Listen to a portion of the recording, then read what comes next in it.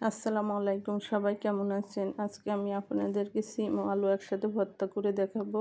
সাথে আমি এই যে সিম সিদ্ধ করে নিয়েছি। সিমটা আমি ভাতে সিদ্ধ দিয়েছিলাম, আলুটা আমি আলাদা সিদ্ধ করে নিয়েছি।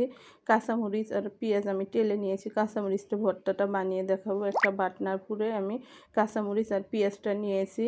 কাঁচামরিচটা বাটনার সময় আমি একটু লবণ দিয়ে একটু বাটনাটা দিয়ে একটু ওটার উপর রেখে ডলা দেবো। আগে ভালো করে কাঁচামরিচটা আমি মিহি করে নেব ডলে।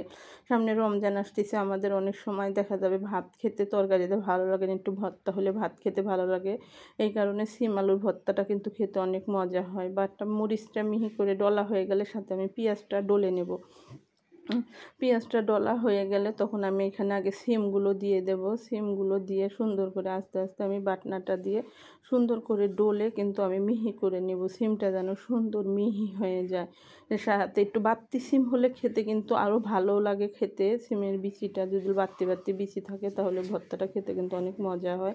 সিমটা যখন আমার মিহি করে ডলা হয়ে যাবে তখন আমি আলুগুলো দিয়ে দেব। আলুগুলো দিয়ে আস্তে আস্তে আমি সুন্দর করে আলুগুলো সিমের সাথে এই যে বাটনাটার উপর রেখে সুন্দর করে আমি মিহি করে ডলে নিয়ে নেব। সাথে যাতে হলো যে সিম আর আলু একসাথে দেন সুন্দর মিহি হয়ে যাওয়ার পরে এইখানে আমি করছি কি কতগুলো কাঁচামরিচ কি ধনিয়া পাতা সুন্দর করে কুচি করে কেটে নিয়েছি। এই ধনিয়া পাতাগুলো আমি সাথে দিয়ে দেব।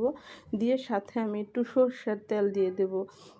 ভর্তাতে সরষের তেলটা দিলে কিন্তু খেতে অনেক মজা হয়। এই কারণে আমি পেঁয়াজ মরিচটা ভেজে নেওয়ার পরেও আমি কিন্তু এখানে আমি একটু সরষের তেল দিয়েছি। দিয়ে এই যে ভর্তাটা দেন একসাথে মিশিয়ে আমি একটাতে প্লেটে তুলে নিয়েছি। ভর্তাটা কিন্তু দেখতেও সুন্দর লাগতেছে, খেতেও কিন্তু অনেক ভালো লাগবে।